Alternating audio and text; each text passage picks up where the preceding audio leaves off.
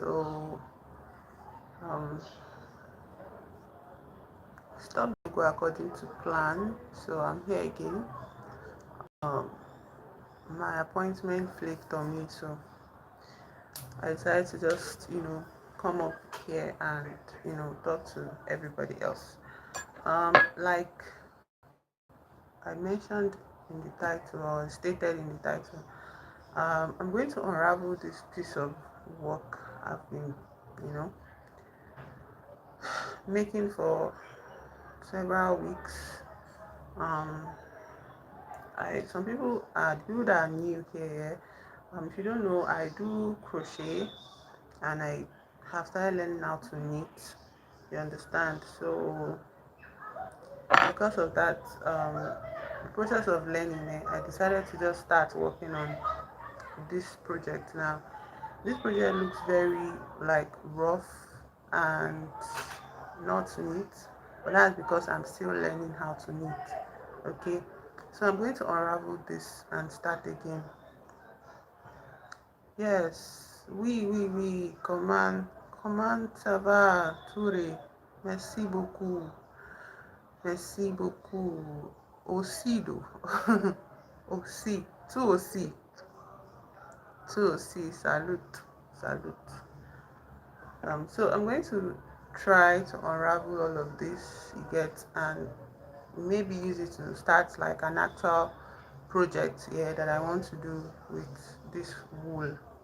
I got to the end, the very end of the wool, so there's not much left, and it's still going to keep looking like this. I made a lot of mistakes. I made like there's so much tangling, there's so much tangling, there's so much jumping of rows. We start off this number of rows and see how it expanded because um I probably wasn't paying attention, and I was trying to salvage maybe a loose stitch. So that's what I'll be doing for this live. Untangling all of this, and as I go to untangle all of it, I want to talk about something I care about, which is books. I like books, okay, and so I've always heard of this man here, this author, David Foster Wallace. He's an American author, and he's very in he's very famous. He's a very famous author. He was a very famous author. He was born in 12, 12 no 21st of February 1962, yeah. And his first novel was published in 1996, titled Infinite Jest. And I went to look up this book because I watched a video of his on, so most of it has just like nothing here, which is not supposed to be. I guess it's just the nature of the wool material. So I went to look for his book and learn more about him because I watched this video on YouTube last night.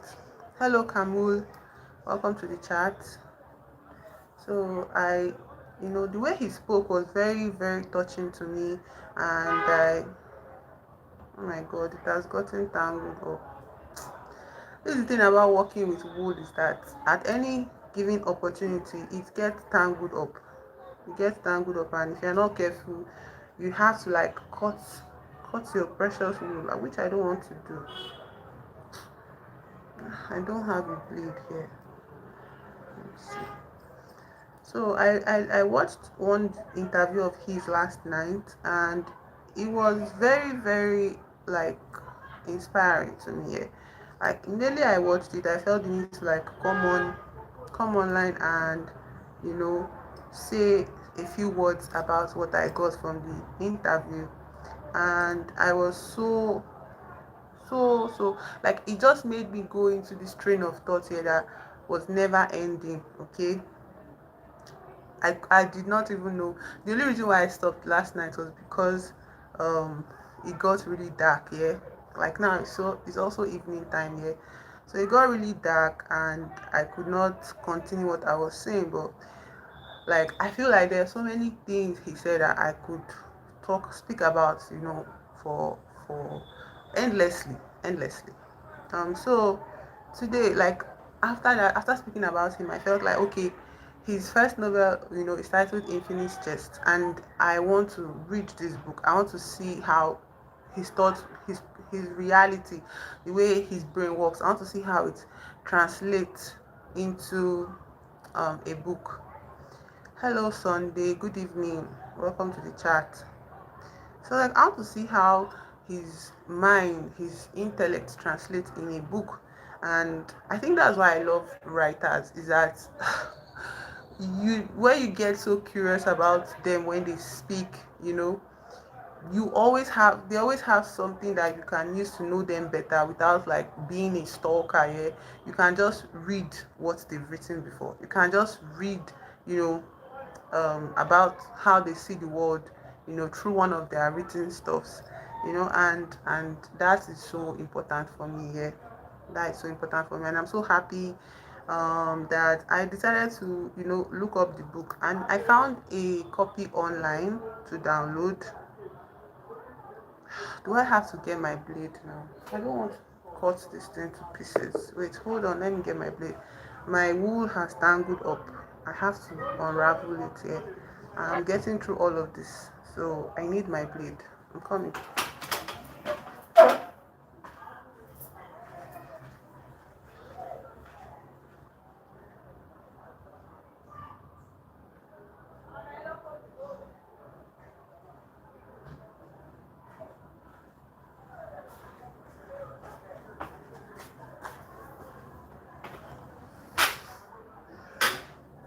So, so, um, I went to look up his works, and I got the book, easily. Thank me for that. So, what's the issue here? There is no issue. It's just that, seeing that he was born in 1962. Yeah, I was curious. I was like, oh, 1962, so maybe he's still around or something, But just reading the first few paragraphs of his Wikipedia, you now see where, like, you now get to the information that he actually committed suicide, at committed suicide in 2008. You get, at the age of 40 or something. You get, I actually thought maybe he passed away of old age, because if he was that influential, why have I not heard of him in recent, you know just discourse of books and all of that, authors and all that. Yeah. So anyways, seeing that really made me sad, because like it's not, I can't imagine the level of torture that, somebody gets to, where they feel like their only way out is to, like, um you know end their lives. Yeah, so painful, and so stressful. But then I started to read more about his life, and reading more about his life, you see where his father says that he has always suffered from depression. Yeah, all his life, even as a child, he was very depressed, and life was just very it was just a very tough place for him to live. You get, and as much as I was, feeling so much sympathy for him, yeah, and the whole situation, you get, there are also reports existing that he was pretty abusive to his partners, some of his partners at the time. And there's one woman that actually recalled how very extreme he was, how, um like, she even said something that no matter how she described it the first time, that it was two times worse, what David did to her, this man did to her. And then this is also existing in the place of somebody that has such crippling depression. Oh, he also suffered from addiction. You get, substances and all of that, and that kind of cliques with. And I think he was not afraid to speak about, his personal issues with addiction and depression and all of that. And then again, then, like, reading all of that here, I think there was a book he was working on before he died. I don't think it was complete, but it was published. Something, The Pale King, and I want to read that book. Yeah, I want to read the book. So, anyways, I found Infinite Jest online, because, like, I'm just so lucky like that. I found Infinite Jest online, and I was like, I'm going to read this book. Yeah. The book is like how many pages? Maybe 950 something pages, and I was like eager because I was like, oh, okay, of course, this type of author, this type of classical author that is well spoken and has a very unique view of the world, would write such a lengthy book. Добрый день, как ты о чем рассказываешь? Просто я не понимаю английский, рассказываешь. О, Фаз, как дела? Я хорошо, я хорошо. Да, я рассказываю, по-английски, потому что я не, я не знать, как рассказывать по-русски. Извините, пожалуйста. Но сегодня я хочу сказать, how to call it, storybook, yeah, novel, no, novels, not storybook, novel. Americheski author, Americheski author. You know what author is? Как работает фаз? Сегодня пять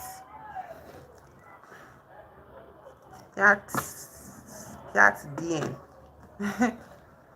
5 день.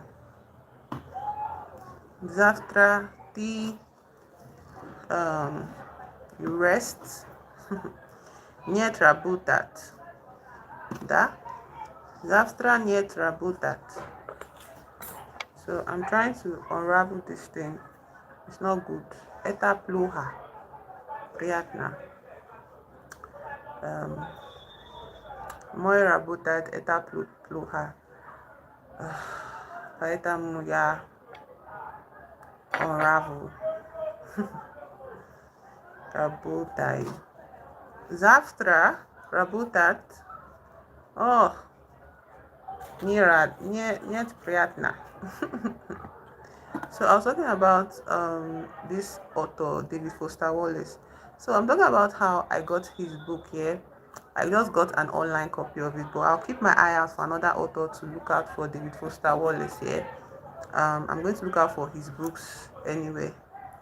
Это что носки.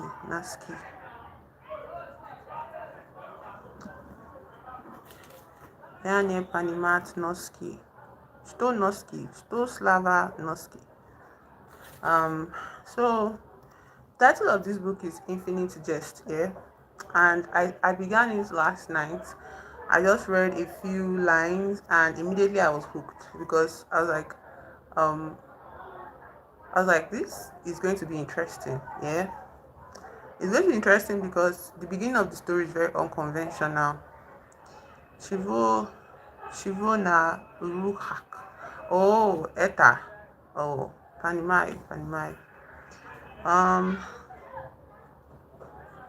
Sharf. Ya hachu delat sharf.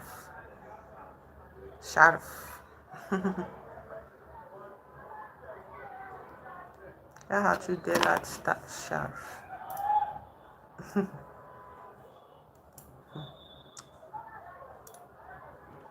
Ya babushka.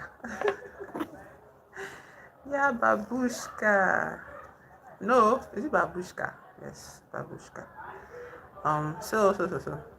I began the book last night and immediately I was struck. Da. Immediately I was struck by the style of writing. This is the kind of writing that you don't just see anywhere. Obviously, the book was published in 1996, and at the time, yeah, obviously the way writing was at that period is way different from how it is right now, yeah. Anyways, I'm always looking to experience those kind of works. because I feel like we have like an oversaturation of in the book space here of just copy and paste kind of things. People are writing books these days to get fame and fortune, which is not bad, but on its own, yeah, it's just like me, I'm not interested in stuff like that. I want to be challenged. Um I want to force myself. I want to put myself in positions where I've never experienced, this kind of things before. And most of all, I don't seek out comfort when I consume books, when I read books. I don't seek comfort. I don't seek even understanding self. I just want to read. Okay, is that serious for me? And so I'm not interested in discussion about how a book, is, a stumbling block for me because it is difficult. Yeah. Yes, I will acknowledge the difficulty level of, some books I have, which is like I have Dante, the Divine Comedy. I have not been able to read one page of it because of how complex and how very it's in English, but it looks just foreign to me because I've never, read stuff like that, and obviously I don't have any sort of background in English like that. So they're like, okay, I can read this kind of um literary work, you get creation, but I'm still going to hold on to it. I'm still going to persevere and I'm still going to get through it because what matters to me is reading this book. I also have Frankenstein by Mary Shelley, and there is a lot of pages dedicated to explaining the context, the history of the author, of the situation on ground, of how the book came about to be, how her parents were, how she was born, like her birth caused her mother to die, how her father he was a voice, at the period for certain rights and certain, trains of thought in England at the time, and then the man that she married and how their relationship were and how many children she lost and how she went for a vacation somewhere with Lord Byron, or be to visit Lord Byron estate, and then the book was born. And I'm like, very important for me to know, very important for me. Even though I'm struggling here, I just got through that whole session of the book. Now I'm on to the actual technicalities of the writing. Like, it is part of the introductory part of this book. I've not even started the story at all, and everybody around me has read Mary Shelley, everybody has read Frankenstein, and I'm like, I have Frankenstein in my house. Why haven't I read it? Why can't get through to starting the book without knowing where these people want me, what, like, seeing what these people want me to see. Спасибо. Спасибо вас. Спасибо Faz. Спасибо большое. Oh, Spasiba. So Faz is saying, for those people that don't understand Faz is speaking Russian, and Faz is telling me that even though he doesn't understand what I'm saying, he thinks that I'm speaking in a very pretty manner, which is like a very nice compliment. Okay. I'm very, I don't know, yeah, so it's a compliment, yeah. So I'm saying thank you. And thank you in Russian is spasiba. Okay, big thank you, spasiba большое. So anyways, so this whole thing, all of this to say, like, Mary Shelley is in my on top of my table, and Dante is there. There's another classical book that is there that I haven't even begun to process how the hell I'm going to read this book, but I'm reading it anyways, yeah. And I'm like, now I've gone and downloaded this book again. Oh, I remember how much I suffered reading my first William Faulkner. I think I got the book early 2024, and it was bad for me. It was so bad. I felt like an illiterate reading William Faulkner's book. Fastly, ding, ding, ding. I felt like an illiterate reading William Faulkner's book for the first time in my life. It was horrible for me, yeah. I could not understand it. I could not make head or tail of it. It was just horrible. Like, and I was angry with myself, and I was angry at him as well, because I was like, what do you mean? William Faulkner is also an American, okay? This is not even a European, whatnot. This is an American writer. And I didn't even bother to look him up online and be like, why does William Faulkner write like this? Why is he so annoying like this? You get, like, why does he have to write like this here? And it is now said the way William Faulkner writes, you have to consider Southern America, like the people of the South, like South America. Hello, Bilal. Welcome to the chat. My name is King, instead of calling me Caramel. People from the South, I don't know how to call them in America, but they have this, accent to the way they speak their English, and everything is there in the book, but it's even more complex. Like if you're not familiar with the way they speak, you would struggle. And I struggled a lot. It was so bad for me. I made so many videos, documenting my pain of trying to get through the first page of William Faulkner, because I did not know what was going on, and it was English. Okay, it was English, and I was like, how can somebody just create this kind of thing? Like when people say, "Oh, you can write," it's like, no, no, writing is not just putting words on a paper. Kakuvazila, yeah, yeah, Harasho, actress, at school that tea, at school that tea. So like I was struggling. What the hell, man? I was like, what the hell? What the hell? Like, no, why? I'm not an illiterate. Yani mnogas ruski, davai pagavarim. Yatoje. Yatoje. Yeah, yeah, how to say study. I studied Russian like a long time ago, and I haven't studied for a very long time since then. So it is not, near Uchin Harasho, ni Minoga, Slavar, so just patch work. Yeah, ni Minoga Zai Reskidu Davai Pagavarim. Okay. Eta Harasho. Gavarim Kak. How to say this? So I have like two Russian speaking people in my chat now, or at least one person and one that understands a little. So Rosvita is speaking Russian to me as well. Rosvita says hi. She says Kak Diladas, how are you?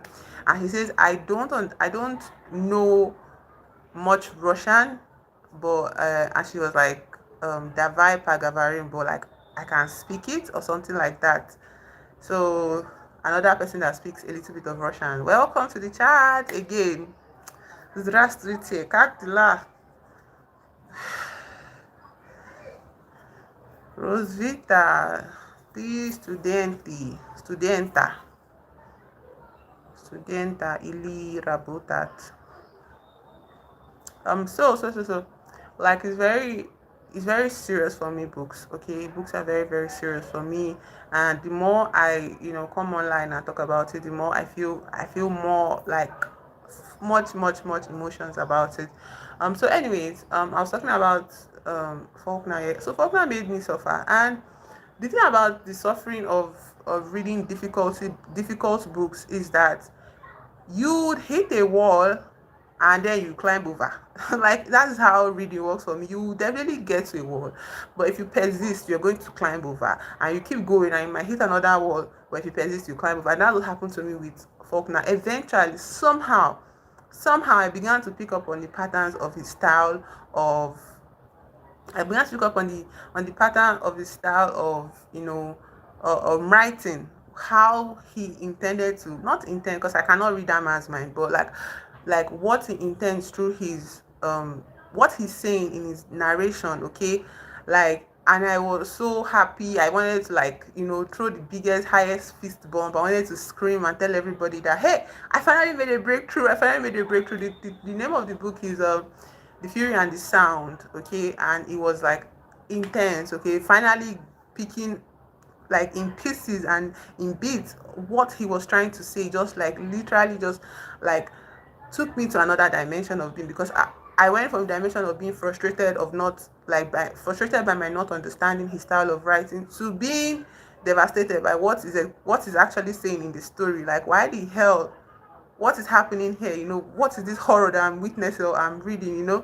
And like I had to get through that. I had to keep going. So I think that is my own style of readership. That is what I aim to see when I pick up books. That's what I aim to enjoy from reading books. I do not, except for the fact that when I make videos, there's this temptation to start thinking like, oh, let me put a book that everybody's reading, and it's like I don't care enough to do that yet, even though I want to do it, so that maybe some people might be like, oh, you've read this book. But it's like, you know what, I don't care anymore. I'll just talk about the books I am reading, the books I have, you get, because at the end of the day, those people are in a different world from me.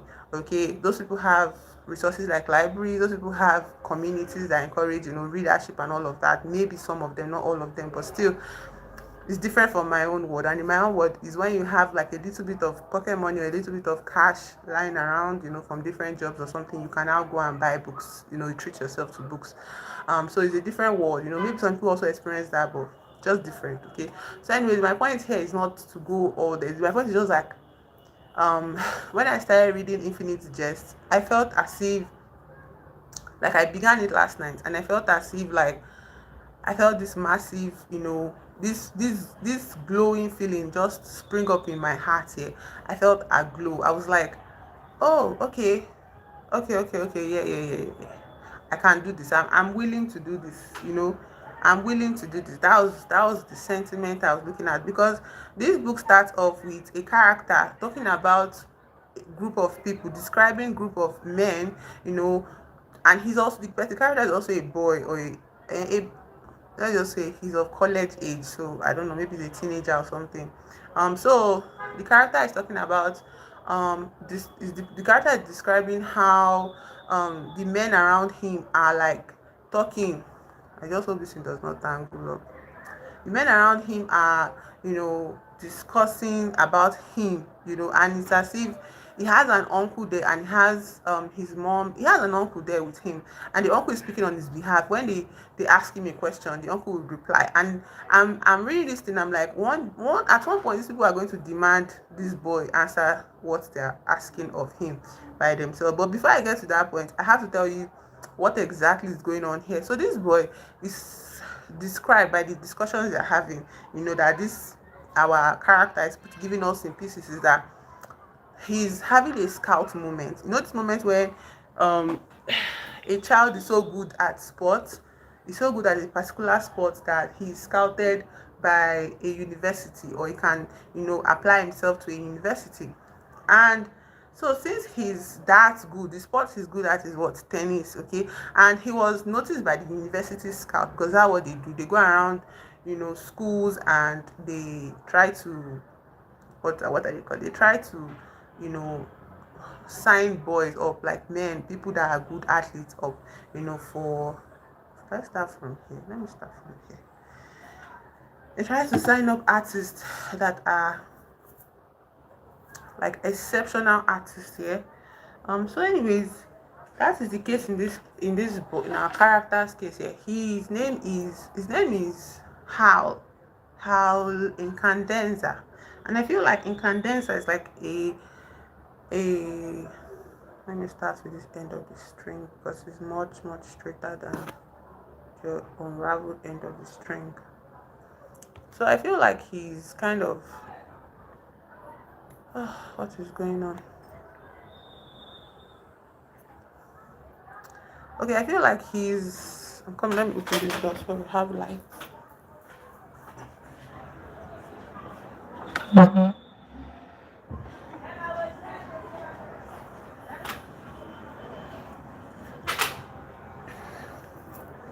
So I feel like he's this character, like he's special. Yeah, he's special. And because he's special, his uncle is here to kind of speed up the process. Hello, Jason. Welcome to the chat. So his uncle is kind of here to speed up the process of him getting signed into the university. But the university's dean of education, dean of athletics, the coach is there, and dean of administration is also they're all gathered in that office. And they're like, okay, they're asking questions to the uncle. They look at the boys academic transcripts, and they're like, his performance is, it seems over exaggerated. His performance seems also subnormal, and the uncle is there saying, no, this it is okay. The uncle is kind of really bargaining, really trying hard to make sure these people accept his nephew into their sports program, their tennis program, and all of that. But what happens is that eventually, after all the whole conversation, yeah, they ask the uncle to leave them with the boy, with Hal. So Hal is left alone in the room with these strangers, and you can, from the narration, because Hal that is telling us this narration, you can tell Hal is very distressed by the situation. The one familiar person that he that was there for him is no longer there, and he's surrounded by these strange men. And it's not like entirely absent. It's not like he's dissociated from his body. He's there in the moment. And so they're all looking at him here. They're all, looking at him and waiting for him to speak, because they start to ask him that, see, your academic transcript looks doctored. It looks doctored, and it also looks fake. Yeah.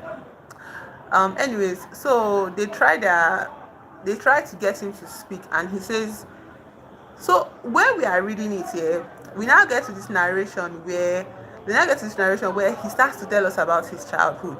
How starts to tell us about his childhood, and his childhood memory. He starts to tell us how he has this memory. He says it's funny how people, might not remember things completely.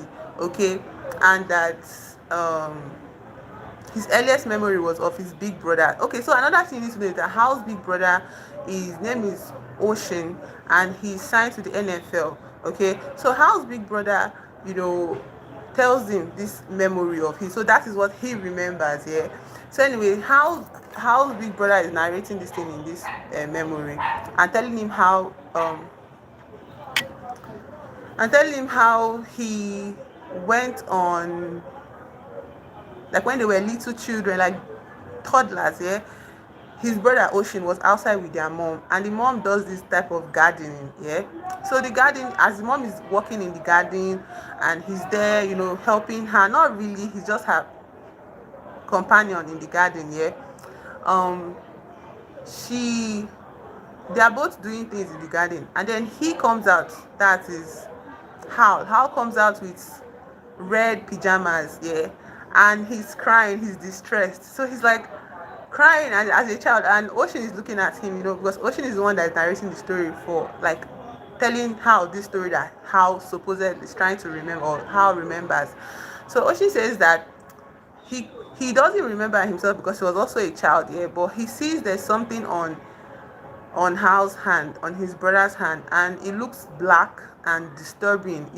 Basically, the boy Hal had mold on his hand, and having mold on his hand, yeah, he started to cry that, he ate it. No, he started to cry about it. Then his mom came to look at him that, what do you have on your hand? Although the mom was not putting on her contact at that point in time. So the mom now said, what do you have on your hand? Like she was speaking to the toddler. I don't think she was expecting him to answer. Yeah. He now looked at her and he kept on crying. Yeah. Oh, they brought the light back. So he kept looking at her and he was crying. Then she now looked closely at what was in on his hand, and she now saw it was mold. And she started screaming for the neighbor. She was like, "Help! My son has eaten mold. Help! My son has eaten mold." And so, remembering that moment, yeah, Hal comes back to the present, and he stands up. He wants to speak to these men, and he starts to tell them that, look, okay, my result looks bad, but at the end of the day, I read everything. I have better processing powers, than all of you combined. I read books, I know everything. These are my opinions on Hegel, on Camus, on Rousseau, on Hobbes, all of that. And he was speaking, and I'm reading it here, thinking that, okay, Hal is telling me something. Hal is telling the reader something. But what happens is that he starts to describe the faces of the men that were around him, and he describes that all of them, in the same instant, their eyes go dark. Like, no, their eyes go blank. You get, their eyes go blank, because it's like they're panicking because something is happening, something horrible. But as a reader, you will not understand why they're panicking, because our guy is just telling them what he reads and how he understands the world. So why are they panicking? But all of them, they hold on to him, push him on the floor, like kind of arrest his arms behind his back, and they all of them like crowd him, carry him out of the office, and they're screaming at his uncle like, what do you mean you're bringing this type of child to this school? Like, how can you do this? You're not humane. Are you calling this an educated child? Like, you know and they're like, you're trying to bring somebody that has this condition to our school so that they will tell us that we are, stealing children that have, learning disabilities or something like that. And they crowd him in the bathroom, they put his head up on somebody's lap, and they're trying to like calm him down. And then they start to describe the emotion to the uncle that Why would you bring him in this state? And the uncle is like, he's just stressed because people don't want his support system to be there. I'm here to support him. When he's by himself, when he's left alone, he gets sensitive, and he reacts. Then they're like, react. That is not just reaction, that is mental breakdown. Like that's a meltdown. Yeah. And he starts to, like, they're not describing how he was like waggling his arms in distress, how he didn't, like, we read him telling us how he consumes books, how he enjoys going to library, how he's very serious about books. Yeah. When I'm talking about that now, I'm thinking about my own self. Yeah. How he's serious about books and all of that. But what really happened was that he had a panic attack, I think, and he experienced like a total meltdown. But he was experiencing it in one, like his body was playing out a panic, a meltdown, while on the inside, like his body was playing out a panic and a meltdown. Yeah. But on the inside of him, he was speaking in like language. He was speaking in English to them. Yeah. He was very concise, he was lucid, he was present, and he was expressing himself, like, how to say this, articulately, from what we read though. But that was not what's happening. So like I feel like that just captivated me, and I was like, oh, I'm going to enjoy reading this book, Infinite Jest. I'm going to enjoy reading it, and I'm looking forward to, I don't know if I'll speak much about it on the chat, because the book is on my phone. Yeah, and I use my phone to come on live stream. So maybe I'll talk about the book when I'm done with the story. Another thing I was like, if you follow me on Instagram, yeah, I posted this story where I was recommending a horror movie for the weekend, like for anybody to watch it. And is this movie directed by David Cronenberg, Crimes of the Future. And I don't know. I started it after the first live stream, yeah, but like I was watching it, and I don't know. As with any Cronenberg films, I don't expect easy digestion, to be honest. I expect to be very confused and lost. Not because like the plot is convoluted like that, but just because of where he goes with the story. Like, what do you mean? Like, we live in, like, he's talking about the future. Yeah, this movie was shot in 2022 or released in 2022. So he's talking about the future, and in this future time, or in this future setting, people don't have normal, not, let's not say normal, people don't have the same digestive systems as people in the past. Yeah, as regular human beings of the past. Yeah. The scene opens with a child at the beach, playing, not at the beach. He was playing with rocks and digging up rocks and putting it in a basket or a bucket, and a woman comes out, that this is his mom, and she's like, I don't want you eating anything out there. So there's also this hint of, I don't know, I felt like as if these people were poor, very poor. And I was like, what this boy has been playing with was like stones. Yeah, like, what is she talking about? So I was thinking maybe the boy was trying to fish for, like, maybe small crabs, all these small crustaceans at the edge of the pool where he was. um but that's not the case, because this boy, the next thing we see is the boy brushing his teeth for bedtime. Yeah, and when he's done brushing, there's no toothpaste on it. He's just going through the motions of brushing his teeth, and he places the brush back in his pocket, and he does the most disturbing thing to me. Oh, I don't know to anybody, but to me, I don't play in the bathroom. I don't like to stay long in the bathroom. I feel very, even when I see like bathrooms and toilets in movies, I feel very, disturbs me immediately. Like, I don't know, I just have this thing about bathrooms here. But this boy, like, squats beside the toilet, picks up the dustbin, plastic dustbin, and starts to eat the dustbin itself. And I was like, no, it can't be dustbin that this guy is eating. No, maybe I'm not seeing it, or maybe something else is inside the dustbin. But he was actually chewing, like he was chewing the pail, the plastic pail, and it felt like he was digesting it. Like, he was chewing it and he was digesting. I was like, what is going on here? You understand? Like, why? What is this? And the mother saw him doing that, and she had this look on her face of, like, a kind of resignation. You understand? And he ate that bucket till he was full. because the next moment we see him like laying in bed asleep, and something horrific happens here, where his mother picks up the pillow and she suffocates the baby. And you can see when she's doing it, the boy is like screaming for help, he's crying, trying to push her up, but there's no way he's fighting off that woman. um and she's saying it, she's doing it as if she's killing like a weird creature, like a strange dangerous thing, you understand? And I was like, why? Like, the time you live in is not the same time this boy was born in, or the time that you're coming from, the world you're coming from no longer exists for this child to be brought to the world. So why not just try to understand? Anyway, I just began the movie, so I wouldn't know the back story of the setting where this world is here. So after doing the deed, now she now calls his father, and she tells no she calls somebody on a walkie-talkie. Yeah, it looks like a walkie-talkie, it doesn't look like a phone. So she calls, the person calls her, and she's like, yes, tell the father of this boy that he's dead, and that when you come to pick up his body, I won't be here, blah blah blah.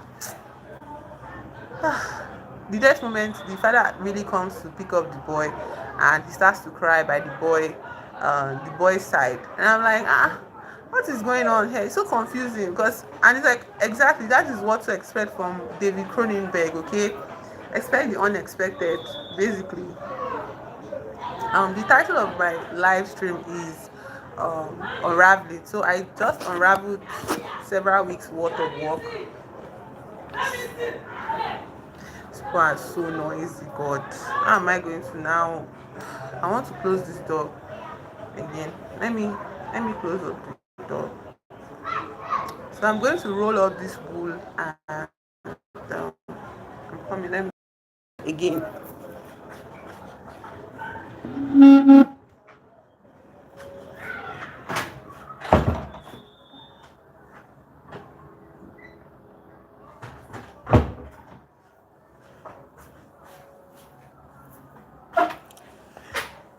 One thing that you have to just make your peace with in this country is noise. That's why when people, like, when most Nigerians travel abroad, the first thing that bothers them is the absolute, no, most Nigerians, the first thing that bothers them is the absolute silence. Yeah, the silence stresses them out. They're like, why is everywhere so quiet? Why is everywhere so quiet? And then when we're outside, people are like, shh, and I'm like, what do you mean shush? Nigerians are so used to noise pollution, and it's a form of pollution. If you don't know, I think noise is one of the pollution kinds of pollution that exists. Have to be careful. So I want to lose this thing so that I can roll it and begin another project. That's my goal for this weekend, to start a new knitting project. I think I've gotten a level of confidence in knitting. I think I've learned a bit of how to go about it. Yeah, I'm careful, I don't want to cut the actual wool. I've learned how to go about it, but I know when you are starting a new project here, you have to learn certain kind of ways of making patterns and all of that. So I will pick one tomorrow and begin, but for now let me fold up this one first. Oh, where is the start of this thread? It's already gone so far. Why did I drop it? Oh God. So usually I have streams every day, and I talk about books. I don't know, I just opened up this thing because I wanted to really talk about Infinite Jest, and I was hoping maybe somebody else had read it. Yeah, but it's okay. My channel is still small, so I feel like the more I grow, the more I'll come across like people with my interest, my taste. Similar taste, not my taste, similar taste. Yeah, similar interest and desire to read and read and read and read. Of course, I also have a desire to write. Okay, I started this whole like exercise for myself where I was like, you know what, I'm going to try writing something. I'm going to try writing something. Look at it here. I'm going to try writing something here, and I started writing something earlier, like I think on Monday. I started the stream with that. So the premise of my work here is supposed to be like this short, 2-page long writing exercise, and it's about, I wanted to make it about my dog. So recently one of my dogs changed their teeth. They lost their baby tooth, and I got sent a picture of it from my sibling that he stays with. And it was so funny to me. I didn't know dogs change teeth though. Like, who knew that? Like, maybe everybody knows that, but I didn't know that. I didn't know that dogs could change baby teeth. Also explains why when they chew on your hand as puppies, yeah, it's not so bitingly painful. It's like just a sharp, like a blunt object here. I feel makes sense. So the writing exercise is just to like make an adventure out of the whole process of losing their teeth. That what happened. I've already written like a whole page of it. Bonjour, la magnifique femme. Comment vas-tu? Ça va bien, Diallo. Please, when you come and visit Quebec, Canada, you can invite me, Diallo, to come and visit, or you can sponsor me. French Canadian, oh no. J'ai parlé français, how to say this, small. Je parle français small. And then I did not study French Canadian, it's just French from Duolingo for like 3 years studying French, but whatever. Sorry, my French is not, it's not so good, not so bien.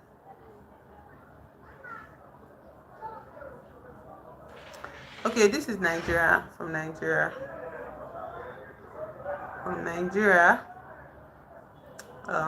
It's nice to meet you. If you'd like to subscribe, I would appreciate that. Subscribe, follow the stream, because I come online every day.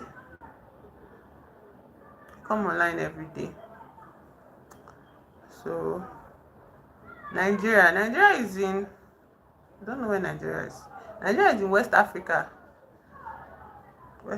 in the continent of Africa. That is Nigeria.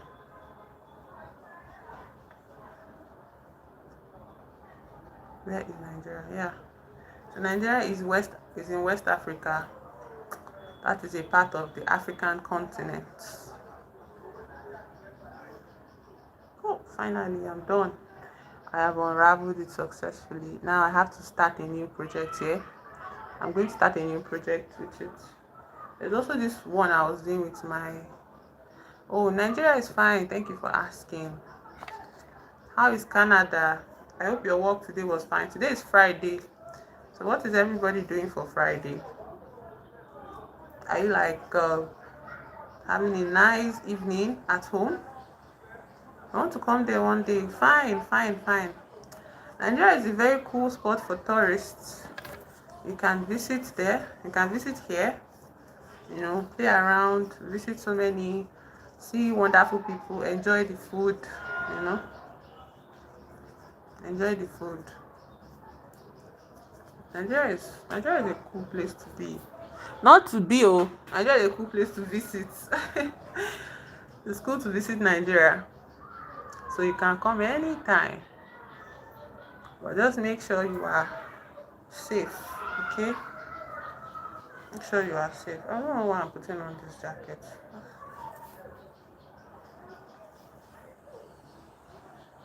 It's kind of hot here right now, but I assume you guys are experiencing the start of autumn, fall season in Quebec. Yeah, I assume it's the start of fall season in Quebec. And I heard that Canadian winters go so hard. Like, Canadian winters are so freaking extreme. But is it in Quebec or Montreal that is like Which region? What region of Canada is like gets the coldest here? I wonder.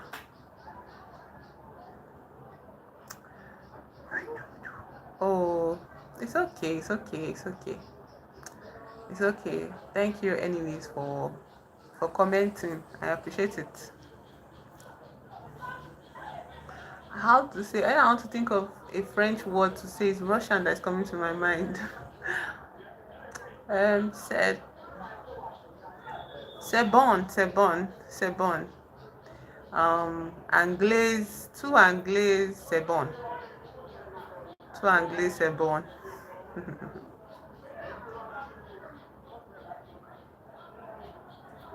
Je comprends tout bien. Je comprends tout bien.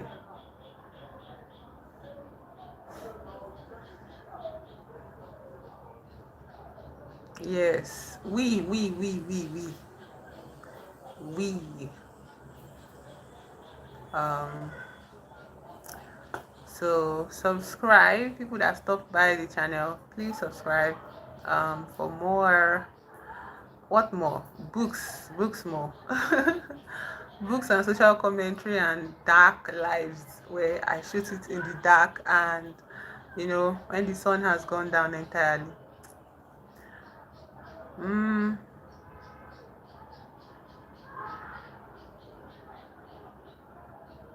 Tu famille est bien? Non, non, est bien. Tu famille. Comment, comment, comment va famille? Famille, oui? Yes. Comment va famille? Comment vas-tu famille? And how to say work in French. My father is Senegalese. Oh, that is cool. I think Senegal is in West Africa as well. Senegal is in West Africa. Senegalese origin. Nice, nice, nice. That's why I'm looking at your name. Your name seems kind of African. So when you said you didn't know where Nigeria was, I was like, okay, how? But that makes sense. It's okay. Senegal, Dakar, yeah? Senegal, Dakar. C'est bon, c'est bon. J'ai... How to say I know? How to say I know? Eh? Maybe I have to look up my French again. Yes, Dakar. Oui, oui, Dakar. Je comprends. Je comprends. How to say no in French? Hey, my God. After all the tests I've taken in French, in Duolingo, all the old lessons I learned, all my streaks I was keeping safe for 1 year. I've never followed someone who's in Africa. This is my first time. I think you're a good person. Merci beaucoup. Merci beaucoup. Merci beaucoup. Why?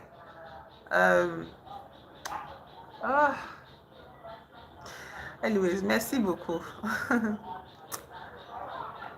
Merci beaucoup. What is think? I think I should have been making notes on my French. I swear. If I had made notes on my French, maybe I wouldn't be so lost like this. I'm remembering even Russian than French. How? Merci beaucoup, anyways.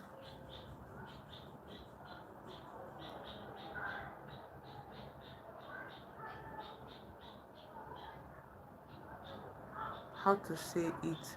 Tu manges ce soir? Tu manges ce soir? Je ne mange ce soir. Tu manges ce soir?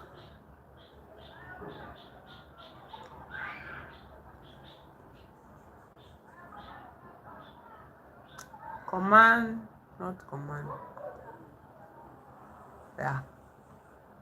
Tu manges ce soir? Je n'ai mangé ce soir.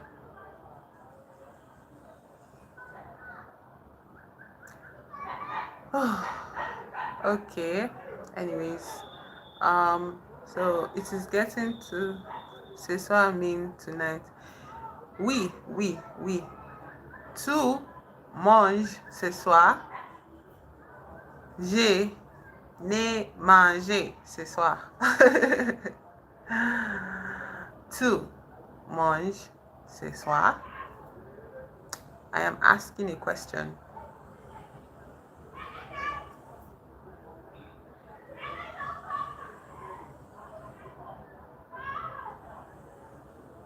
Ah, no. No, your French is very good. No, Diallo. No, c'est pas bon, c'est pas bon. Oh, c'est pas bon. Moi, français, c'est pas bon.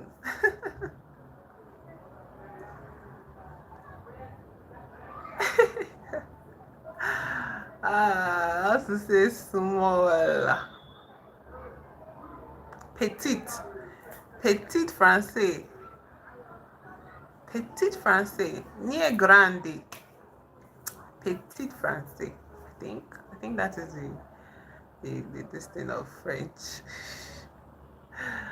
It's because I'm speaking, trying to remember like the words to you. That is why it is coming to me small. But like I'm supposed to be better than this, yeah. But I'm not better at all.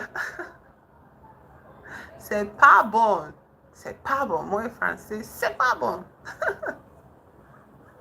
C'est pas bon.